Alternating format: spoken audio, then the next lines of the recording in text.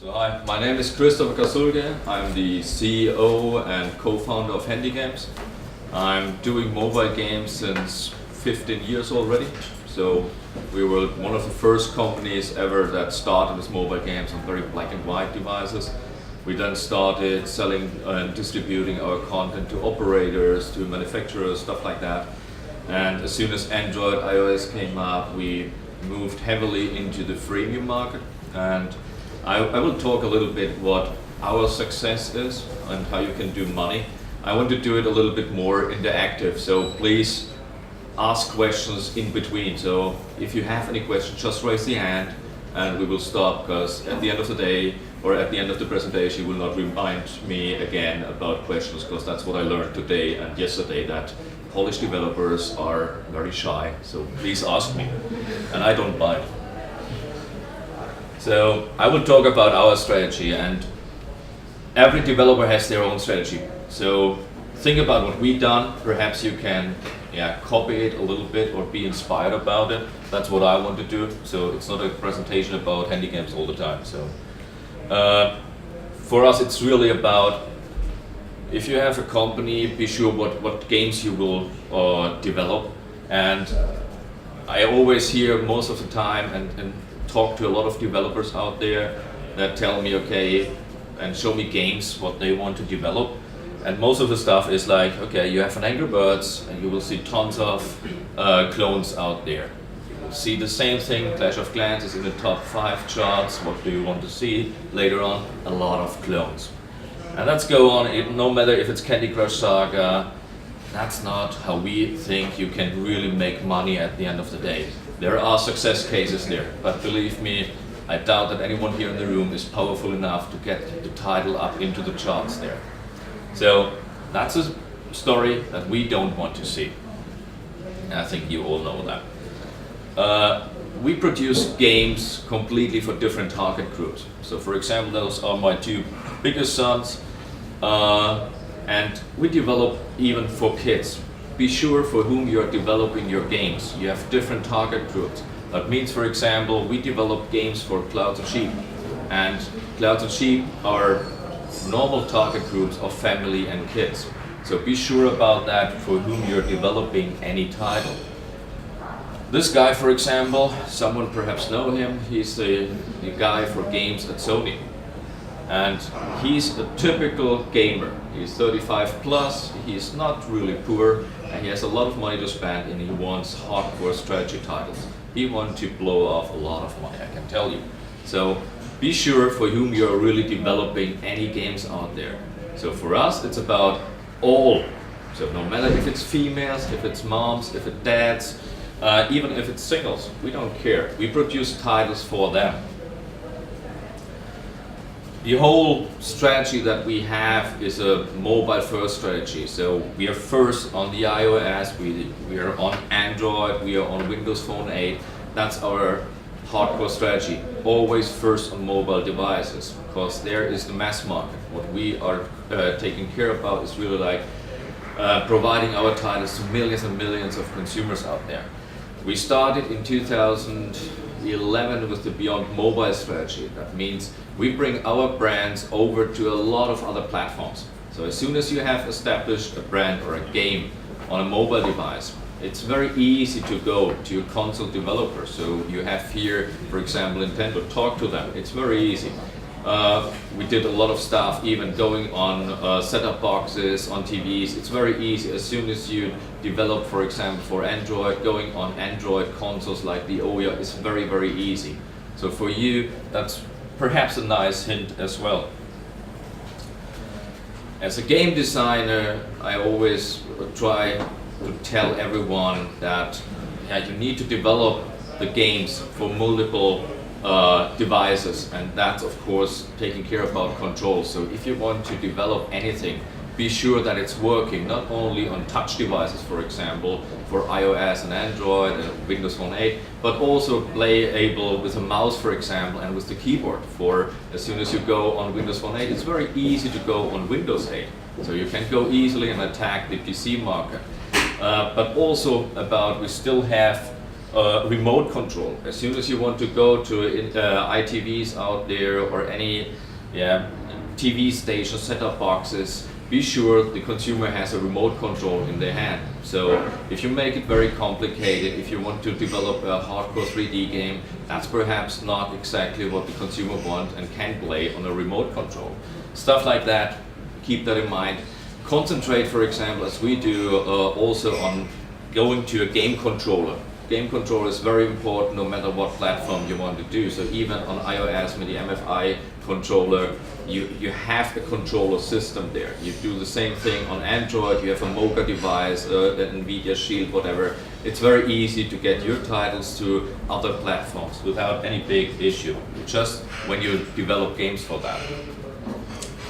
Our strategy is always about be very innovative, be on the platforms before a lot of other guys are. So we were the first guys on the Nokia X, for example. So we had a very nice launch portfolio there. We were the first guys with Google Play game services. That's very easy, even as an indie. So just check out the news. For everyone that has an Android content, it is around 1-2 days to change everything that it's working on a Nokia X, for example. Nokia is here, so talk to them. It's very easy. And what we have done is really like go there, be the first on Amazon Fire TV. It was easy because all our games are Android based as well. We changed them a little bit so that they are working on a remote control and that you can play that on a device. So we were the biggest European developer. We, not Gameloft, not a lot of other guys, we were the biggest guys there in the ring at day one. And that's very easy for others. Tyson, for example, completely new platform. Anyone knows Tyson? Yeah. So how many? Okay, so last time I asked that question, I had no single hand up there, even if they were developers. So Tyson is a platform coming from Samsung and Intel. So be first on platforms, because that's a blue ocean. You can go there, set up a claim there. It's not like, for example, like on iOS, the claims are done. So it's very hard for you to get up in the high charts. If you have only one title, how do you get up into the charts? So there are other presentations around that exactly talking about that, but normally as a small developer, it's very hard to do user acquisition, stuff like that. If you're going to a new platform, no matter if it's Windows Phone 8 or Tyson or whatever, be there first, because then you still have very good contacts to the OEMs or to the platform holders. That's very easy. Check out trends. I'm not talking only about trends in the games industry, but also in the music industry, in the car manufacturer industry. Check out the movie industry, the music industry, whatever is around there. It's not only about games, because when you normally hear something, you can still be very active in the mobile space. Don't run behind any brand. So, for example, we don't do any brands at all, because that's a reason, because we want to be on all the platforms. If you're working with any IP holders, that's a pain in the ass. If you need to tell them, okay, we will be on Amazon Fire TV. First, you can't tell them that. Even on Tyson, for example, you can't say, yeah, we're developing now for Tyson. And then IP holders tell every time that you say there's a new platform, and where's my money? So they want to have extra cash for that if you're going on new platforms. That's why we have all the IPs in-house. And check out the trends, it's very easy. Go to exhibitions where you normally don't go. Go to a sports exhibition, for example, or in international fairs there where it's completely different. Get a feeling about the market. If you don't understand China, go to a plane, go to China, visit China. It's very easy. Otherwise, you cannot understand the specific market, especially when those are the top 4, 5, 6 markets, whatever. Go there, understand the users, ask the users there. Use analytics. It's really important, not only for your own game, but for example, you have stuff like App Annie, for example. You can check out what are the games that are done, for example, in the past, with the topic of Vikings, for example. How do they perform in the past? Are they still performing well? It's not, don't look at the top 100, for example. It's very hard to do that. Check out, if you're developing a game, for example, for a specific genre, check out what other games are there, how are they performing, how they are monetizing, stuff like that. And that's very simple. So the market on iOS, on Android is very open. Everyone can see the figures from the others. And if you're talking to a lot of other developers, you know exactly what you can earn at the end of the day. So top 1000 doesn't make sense, for example. For us, it's very important not developing a game. That's one of the biggest failures that I see on a lot of developers that are just developing a game, put it on the store and say no one is downloading it. That will not work. You need to scale your title step by step upwards. So that means you need to show consumers, your current consumers that are playing your games, new content. Then they are talking about it. So others telling about game as a service, I say, nah, forget about that. That's not possible for a lot of smaller developers. What is possible is like, take your baby the next steps. So be sure as soon as you develop a game that the second or third update is already in plan, so that you know exactly the title will go on. That's good for consumers as well, because they know they are downloading a game that is not dead. So download a lot of different titles, check it out how often they update. You even get that over analytics. So it's perhaps making sense doing an update every month, every 2 months, whatever, especially in the beginning of a product. And we've done that, for example, with Clouds and Sheep, and you can see we even started first on Android, not even iOS. But we did a lot of updates like seasonals. It's very easy. Google and Apple, Microsoft, whatever, are doing nice promotion and features about typical seasonals. Valentine, Halloween, Christmas, whatever, sport events coming up next. So it's sure there will be a World Championship promotion. So if you have a nice title and they see it and you can talk to them, for example, they perhaps use that. Even, for example, what we're using is, we did a Google Play game service update, we did even a Google Play birthday update. So we had in Clouds and Sheep some small droids running around there. So stuff like that, they want to see that you take care about the own platform plus about the content itself. So we, as mentioned already, are more the freemium company. That doesn't mean that we are not releasing also paid titles. But if you want to be in the top crossing charts, check it out. It's one game that is not freemium, and that's Minecraft. And I doubt you're developing the next Minecraft. Really doubt that. So if you want to release a game that's around freemium. For us, more importantly, is advertisement is a business. But you need to have a lot of downloads. That means all our titles are produced around games. So we invented the first banner ads there, done already banners, for example, and give the consumer the choice to deactivate advertisement within the game. So it's very simple. You go out with one version, make a banner ad up there, but you have a cross up there. And if you point that, you can say, okay, deactivate advertisement. That costs now $1.99, for example, within our games. Very simple, but give the consumer the choice if he wants to spend lifetime and watch advertisement, or if he really likes the game, he will switch off advertisement. Very simple. And even on the advertisement side, we are long gone from pure banner ads up here. What we are talking about are really TV ads. So that's really a huge topic. Check out how many TV ads you currently already getting on a mobile device. That's amazing. So everything that you already saw on YouTube, you can implement that already on a mobile device. No matter if it's on iOS, on Android, even on Windows Phone 8. So check that out. Think about implementing ads in there, because we saw always that 1-2% of the users, if you go out on an in-app purchase model like perhaps some others, is that you're not monetizing 98% of the other consumers. And that was similar to the operator business when you distributed games over a T-Mobile, over an Era or whatever.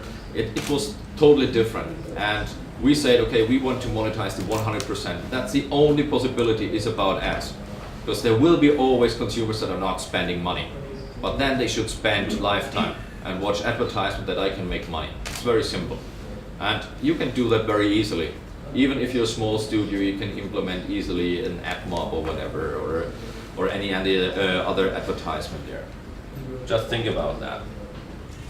So for us, all games should be played free till the bitter end. There is no single paywall in the whole game. So we had consumers, for example, if someone knows Townsman, he even built that small map there on his own without spending a single dime.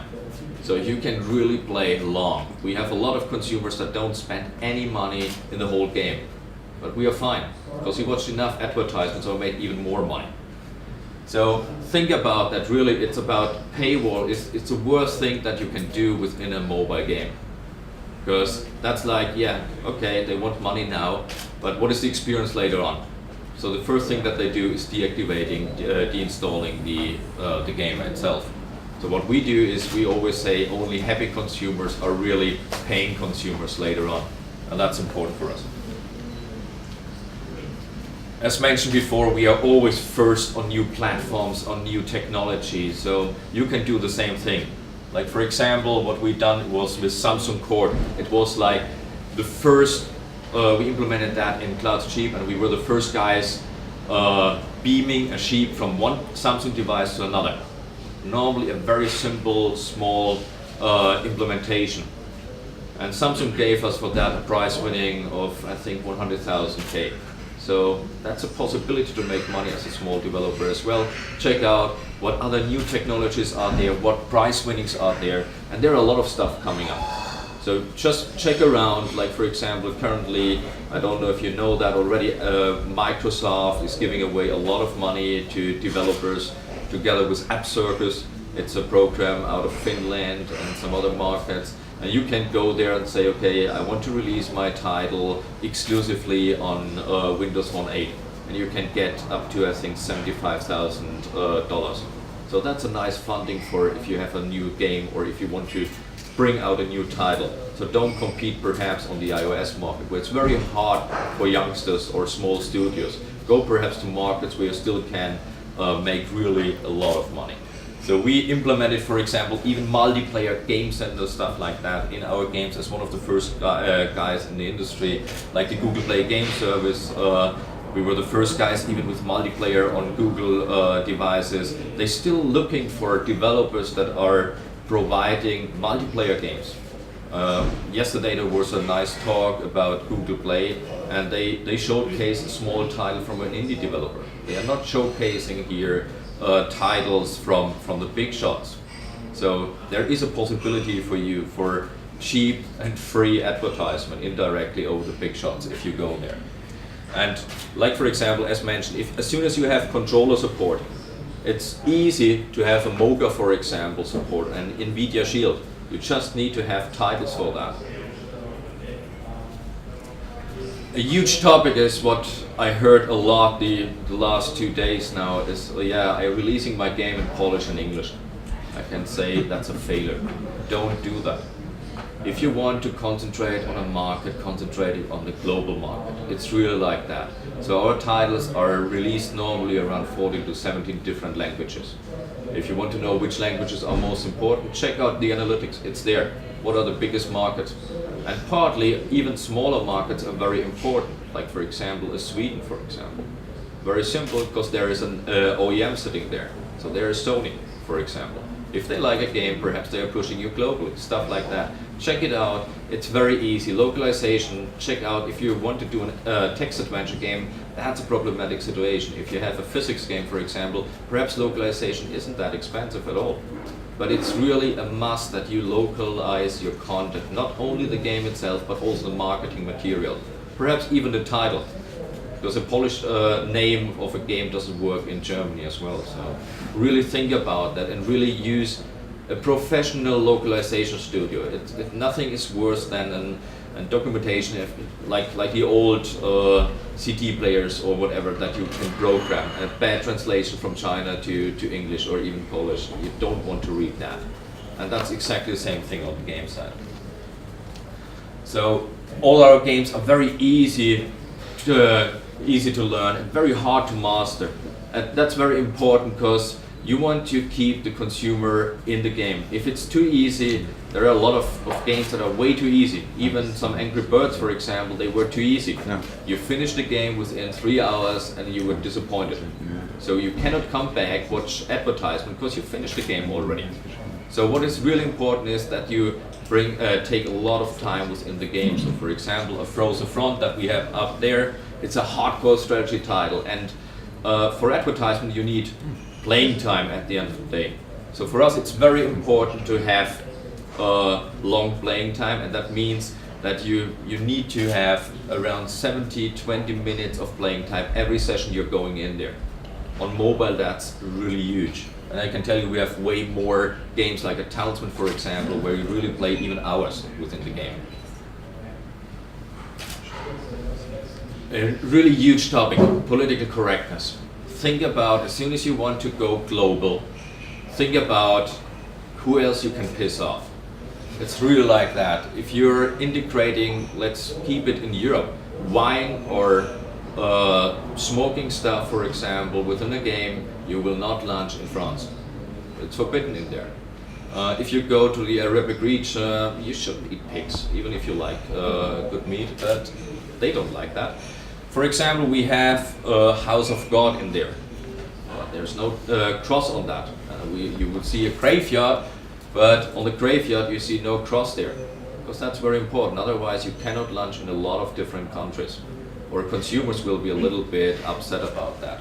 So really think before you're doing that, if anyone around the globe might be or having a big trouble about that. Yeah, don't try to compete with the big guys. They have more marketing money, they are investing more in a game, they are doing more updates, they have better relationship to press. If you want to compete, for example, in the racing space, no problem. But perhaps it's not a racing game itself, perhaps it's a mechanic game or whatever, or a manager game, that they are, what it's not out, even on the soccer titles. So I can tell you we will release a title for the World Championship, but it has nothing to do with playing real-time soccer or whatever, or a FIFA, because I don't want to compete against them. Last World Championship we released a streaker game, so that's normally the neck guys running around.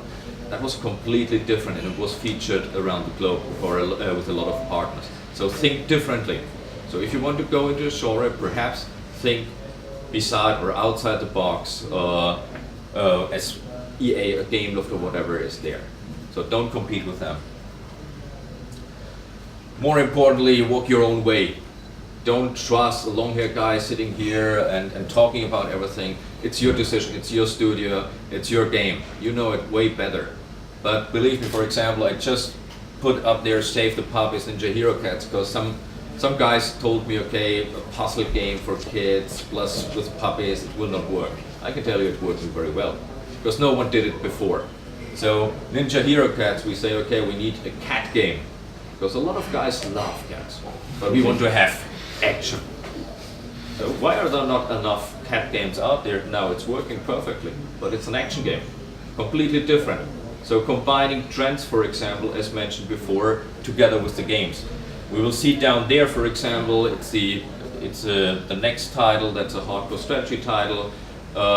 It's very similar to what Frozen Front was, but we want to conquer now new markets. That means we are going now to Pacific. That means America versus Japanese, stuff like that. It's normally quite similar engine. We of course tuned it so that it's cooler. We did a music game, because out there the music industry really wanted to have a game where they can advertise. They don't find enough games around music, so we are developing a music game. Very simple, hardcore role-playing strategy titles. It's rare, but it's a market where you can make a lot of money. So that's what we are doing. It's really going different ways what the normal industry guys are doing. So I think, or I hope that you learned a lot about that, what you can do differently. Think about that, and I think you can do really good money. So we are still looking for 20 guys, so if any Polish developers out there that are unhappy, not making money, and want to learn from some good guys, we are here to hire. We are based in Germany, so if someone wants to fly over, I'm here. All the other topics, so really for us it's about teaching and educating also other developers. So show me your titles. We don't publish, we don't distribute, so that's a failure for us. But we don't do that because as a publisher you cannot win. If you're doing publishing and I make you really big, the first thing that you will do is the same thing like Rovio did with Chilingo. They made them big, Rovio went alone. The same thing with Cut the Rope and stuff like that. So if I make you successful, you will go alone later on. If I'm not making you very successful, you will change to another publisher. So how can I win really? So that's why we are not publishing. So I like your titles. I can give you tips how you perhaps tweak your titles here at the conference, but that's it. Okay, so questions. You were still shy audience here. What tools do you use? Because since you are using so much different platforms, you must use, I think, some multi-platform tools, yeah? So we use Cocos. We use now Unity as well. We started with Unity now because they released the 2D stuff. Because we, as you perhaps saw, we developed 2D titles. And has a reason, because they are very small. If you want to go to, for example, specific Asian markets, your files need to be around 30 megabyte, for example. Try to do that with Unity, it's a little bit tricky. What we also use is Game Maker, for example. It's like Aces of the Luftwaffe is done with Game Maker. So a lot of guys are joking about those Game Maker stuff, but it's very easy. And you can go to a lot of new platforms. So it's not about the technology that you use. You can do that very easily, even with Cocos. So it depends on what your studio really wants to do. Like Cocos is free, so it's simple. Start Unity, it's not that free. As soon as you're successful, I can tell you that. So we paid a lot. Game Maker, it's close to free. So if you want to start that. So any other question? Come on. You have now the chance. So give the other part of the audience a possibility to get my answers as well, because otherwise I get the questions later on. I know that. No questions? What you're using for Tizen? It's like Game Maker? We use for Tizen Game Maker. We even use for Tizen. You can use some other stuff as well, and you can always develop even native. So that's not a big problem. But Game Maker is, for example, for Tizen is perfect. And it's free for Tizen. So that's normal. So check out your platforms that you're using out there. You will also see Marmalade over there or some other guys who are doing cross-platform stuff. Check out what it's really good, what other developers are doing. Because, for example, Game Maker, a lot of developers say no to that. That's only something for very small indies, for a one-man show or something like that. You can do great titles with that as well. No other question?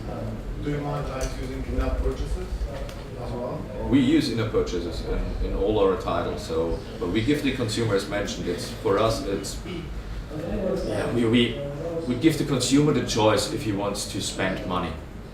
That's very important, because we always say there are two kinds of people. One that has enough time, and he will play and finish the title as it is, and there will be guys that have enough money, and they will finish faster. But give the consumer the choice. Be careful about paywalls, I can tell you. So a lot of newspapers done that as well. They have a paywall there. The only thing that you do with that is pissing off your consumers. And when you say, hey, come on, the whole game is for free, but I need to watch advertisement, then perhaps sooner or later someone is coming, clicking the X button and saying, okay, the game is really worth $1.99. But it's some kind of educating the consumer and telling your gamers, come on guys, it costs a lot of money. I need to feed my kids as well. I need to feed my whole employees as well. And if you want to have another title, that means you need to pay at the end of the day. And I have no problem if you're not paying, for example, money. But perhaps you can watch some movies, for example, or some video trailers within the game. We even do rewarding ads within our games. So we even give the consumers the possibility, if you're watching specific videos, you will get extra gold, for example, that you can buy a next tank or whatever. And that's working really great. But it's again, also there, it's about trying out new things. Be the first on rewarded ad, for example, was very interesting for us. We were one of the first guys using Chartboost as well, because that was very interesting for us. Now everyone uses Chartboost.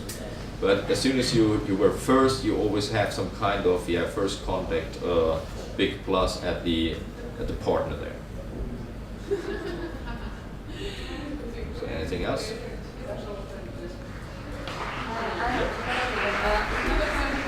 Sorry. You mentioned that it's worth to go for various events which may be useful to get more information about various people, various interests. Do you know any interesting, or would you like to recommend any interesting events you believe it's worth to visit or Events.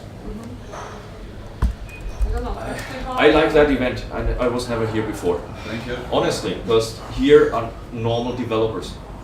If you're going to specific pure mobile game events, you will see a lot of guys that try to sell you shit. And I'm not saying any names there, but it's really like that. Go to develop conferences. I totally like the GDC, but only over in the US, because that's the fresh information. You can really sit down there. For me, one of the best events. In Germany, you have the Respawn, for example.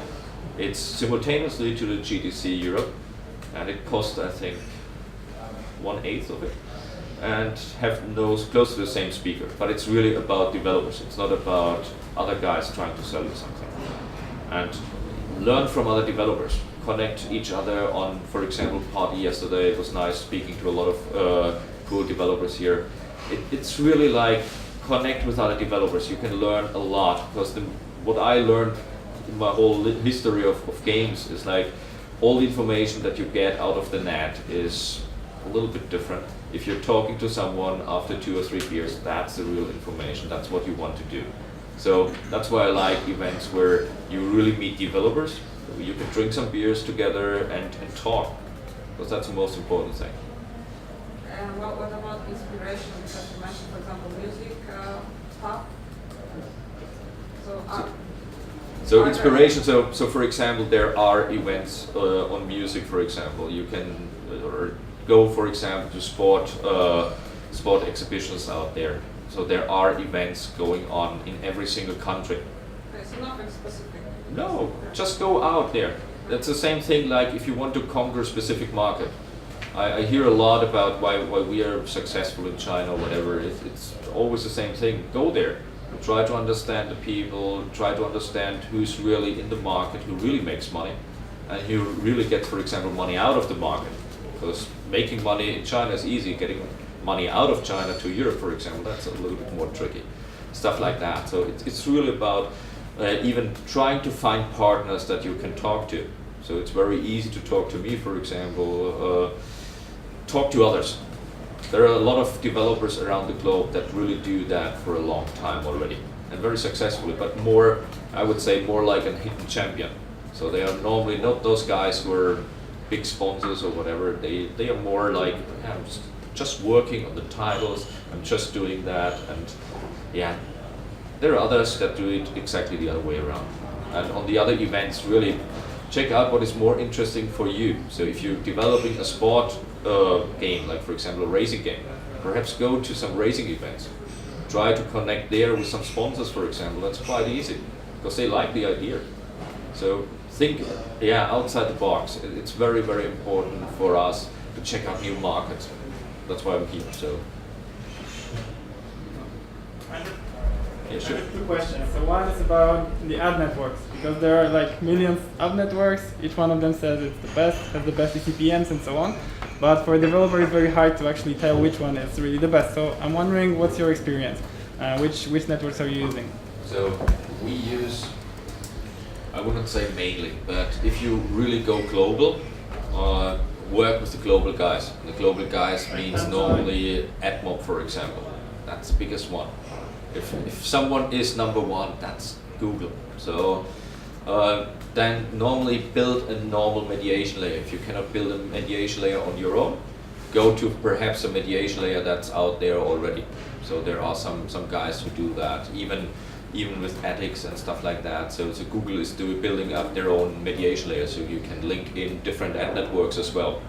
And to the topic about, we are all leading, I heard that too often. So if someone is saying to you he's leading and he wants to be in your title, I always say show me the money. So put money on the table and then we can talk. And it's always some kind of hen and egg problem. So as soon as you have a successful title, you will get requests like we do. So every single day you will get requests from an ad agency or whatever. Believe me, that's very easy. if you're new, start with the big guys. It's really like that. Don't start with local agencies. They don't have, for example, a coverage around the globe. So if you only do, for example, ads in Poland, search for a Polish ad agency that can handle that. Same thing in Germany. There are, for example, GAR network. So that's now a network that's bought by Ströer. So one of the biggest ad agencies in Germany. Yeah, because most companies are using a mix. Like we're, for example, using, for cross promotion, we're using Charms and Payhaven for better fill rates, and then Tabjay for offer walls, and then we also do some video ads. So you're probably doing the same, right? Yep. Just combining different offers from different partners to maximize the Exactly. So what we're doing is we have different partners for videos. We have different partners for interstitials, for offer walls and stuff like that. There are big guys around there. So just choose always, I would say, I only want to work with the top 3. Because that's easier. They know what they're doing normally. They have their technology in place that's working, and they have fills around the globe. Because if they are leading, they are perhaps leading in one country. It doesn't make sense to have the leading guy only in Israel. So what you really need to have, it's a leading guy that can fill you around the globe and bring you good fills. Because if it's only one advertisement from one partner, that doesn't work at all. So it's really about check out what other agencies they are using and stuff like that. And normally a good tip is that you contact other developers that use them. Download their games and check out which ads they are getting. And then you see if it's worth or not. That's simple. So what's your second question? Thanks a lot. The second one is about in-app purchases. I mean, it's not that easy to design a good game of in-apps. Not to break the game, but at the same time allowing playing for free, but also giving players incentive to actually buy something at a point. I mean, would you have like 5 most important tips for developers how to do IAPs? There are a lot of tips. First of all, you need to show them the in-app purchases. Don't hide them in any menu, for example. Like I mentioned with the cross button within the advertisement space. It's very simple, it's stupid to integrate, very easy, but it's something consumers know that. Cross means I can close an advertisement. If they close it, they see, yeah, deactivating the advertisement will cost $1.99. The same thing is, for example, if you run out of in-game currencies within a game, you do some kind of pop-up like, yeah, if you want to fill up your gold or your currency, you can do it in 2 different ways. You can check out rewarded ads, for example, now, or download another title like with Chart Boost or whatever you mentioned. Plus you have some kind of option like, okay, now you can buy gold and then make them a good offer. So really play around with the in-game currencies. Check out other titles that are doing that. That's very important. We even have some kind of pop-ups coming up, like for example special deals. So we know exactly the user tried, for example, 3 times the same level. So you also use push notifications for the pop-ups? I mean, or you? No, it's in the game. In So, the game only, not both. so no, because push notifications. Honestly, who likes push notifications? Nobody. You have the answer, and that's your consumers at the end of the They're day. effective. I mean, in some cases, like Clash of Clans, if you really are engaged in the game and you are waiting for a pop-up, just to be informed that your troops are ready for battle whatsoever, or your gas is refilled in CSL racing, just. It's not successful for us. That's what I meant. Walk your own way. There are a lot of experience out there for specific titles or from specific studios. They can do that. They train the guys. They educated the guys. As mentioned, we do it a little bit different. We don't want to piss off any consumers out there. And about the pop-ups, are they not a bit pissed off about It's not really a pop-up, but it's like, for example, we give them a specific time, for example. You have now 10 seconds to check out this offer. Do you like that? That's a special deal. And if they like it, they will press it. And even if, for example, they get a rewarded ad, because we see, come on, he's running out of gold sooner or later. So stuff like that, it's very easy to implement. Check out yourself, when do you need money? Or in-game currency. Then you spend it or watch TV ads or stuff like that. Yeah, as far as I understand, you stress more like the positive motivation, not the fear of loss and like limiting energy and stuff like that. Or You could do it this way or the other way. Okay. But I don't play with fears. Because if I get too much pressure and always say, yeah, if you're not buying now, you're losing. It's something like, yeah, what the fuck, I deinstall that app. at the end of the day. And you can check that out. That's why it's important to implement analytics. Is it good? Is the button green better than the button in red? Stuff like that. It's very easy to do that. Check it out. It's like doing analytics only with the title. Even if you only have thousands of downloads, you can do that. Tweak your game step by step. And if you find out, hey, now green is the best thing, perhaps green is the best thing in specific markets, but green is not the best thing in China. Stuff like that. So it's really about, even if you go then more into the details, but then you need a lot of downloads. I'm not talking about have your own thousands. analyst team, right? Because it's not enough to gather the data, you really need people who could... Yes, you really can read the data. Yeah, So that's concentrate on 1, 2, 3 major questions, build that in. Then if you do updates, that's what I mentioned with the scalable titles. It's like when you do an update, and we didn't mention in the time frame there any technical updates. So as soon as you do something, check out what is the next question that I want to get to my consumer indirectly. And partly you can get feedback from your consumer very easily. Just ask them. Build up your own Facebook community, whatever. Ask them. You will get answers step by step. Okay, thanks, Mark. No problem. Is there anything else? I've got a question. Sure. You have said to think about outside the box. What did you? I didn't hear it, sorry. To think outside the box. Yes. Yes, so I have idea to develop games for animals. Do you think it's good? Games for what? Sorry. Games for what? Animals. Animals. Why not? There is, for example, a huge market for guys spending a lot of money for dogs, cats, and stuff like that. But perhaps don't use in-app purchases then. So, but everything else, it's the same thing like with kids. If you want to have a kid game, perhaps it makes more sense to make a pure paid game. Because parents like that. It's like, okay, I'm secured, I paid that, I don't see advertising, stuff like that. So that's why you need to do the decision if you want to go to a free market, a paid market. If you only concentrate on a kids game, you will never ever show up in the top 100. That's impossible. The same thing like if you have a game for dogs, for cats, for whatever. There is a market.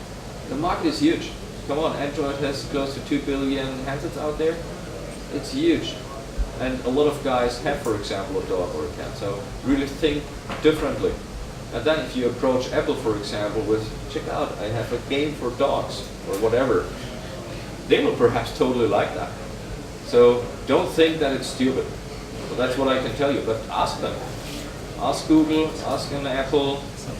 Yesterday Google was here, so I don't know if they are here today as well. But I think they have a speech later today as well. Just ask them.